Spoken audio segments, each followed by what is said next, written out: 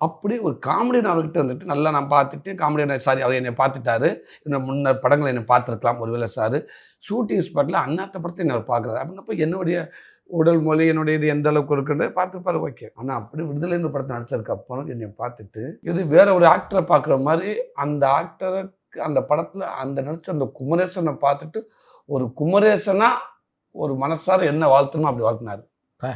இல்ல அந்த சூரி தான இங்க நடிச்சிருக்கா அப்படின்னு தூக்கி போட்டு இவன் ஒரு புதுசா படம் பார்த்தேன். இந்த கதை இந்த குமரேசன் ஒருத்தன் இப்படி பண்ணியிருக்கான்றத இப்போ வரைக்கும் என் ட்விட்டர்ல பார்த்தீங்கன்னா, என்னுடைய எக்ஸ் தளத்துல இன்னும் மேல அதான் வச்சிருப்பேன். பின் பண்ணிட்டீங்க. பின் பண்ணிட்டு. இன்ன வரைக்கும் நான் அத மாத்தவே இல்ல. இது வேற என்ன வேணும் நம்மளுக்கு? கரெக்ட்.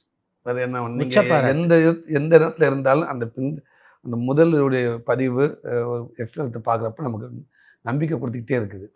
அப்ப இதுக்காக நம்ம இன்னும் நம்ம ஓடணும். இத நம்ம இன்னும் நம்ம எவ்வளோ நம்ம 100% அடிச்சுக்கமா தெரியாது.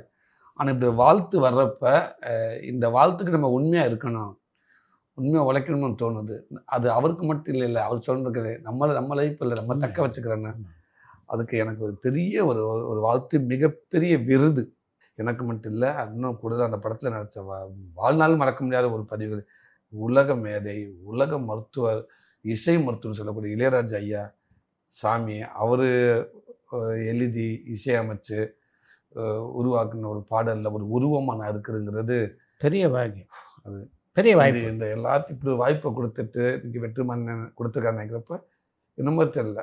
எங்கேயோ எந்த அம்மா அப்பா செஞ்ச புண்ணியம் இறைவன் ஆசீர்வாதத்தால் எந்த சூழலையும் வேற மாதிரி எந்த இதுவும் நான் பண்ணிடாம நான் உண்மையாக நான் கடினமாக நான் உழைச்சதுக்கு எனக்கு இவங்க எல்லாரும் கொடுத்து முடியாது.